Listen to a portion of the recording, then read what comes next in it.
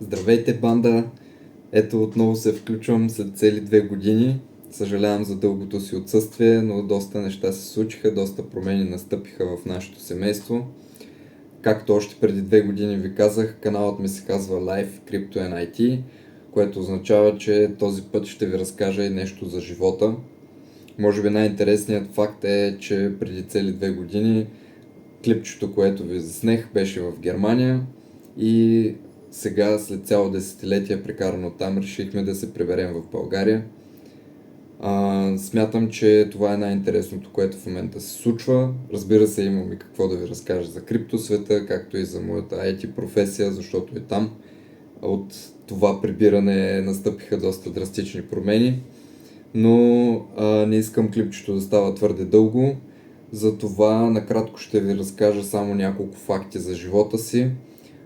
След това се надявам да се възползвате от възможността просто да напишете коментари за нещата, които в по-задълбочен смисъл ви интересуват, за Германия, за България, за цялото прибиране, разликите и така нататък.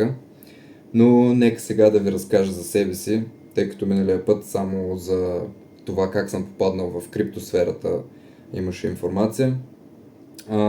Във втори клас за пръв път аз имах своя допир с излизане в чужбина и от втори до 8 клас аз живях в Белгия. Там видях, разбира се, първите драстични разлики с западноевропейска страна и България.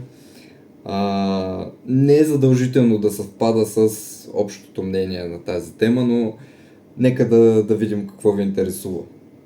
В 8 клас, спрямо обстоятелствата, се наложи да се прибера в България.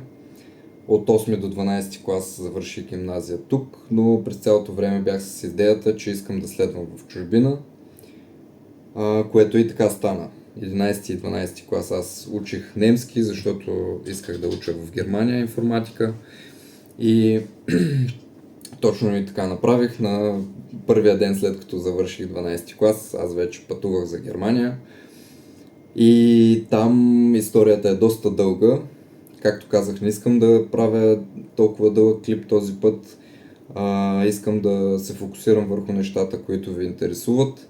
Затова заповядайте и задайте ми въпроси. Ще се опитам този път да няма толкова голяма дистанция във времето и да ви запиша в най-скоро време следващото клипче.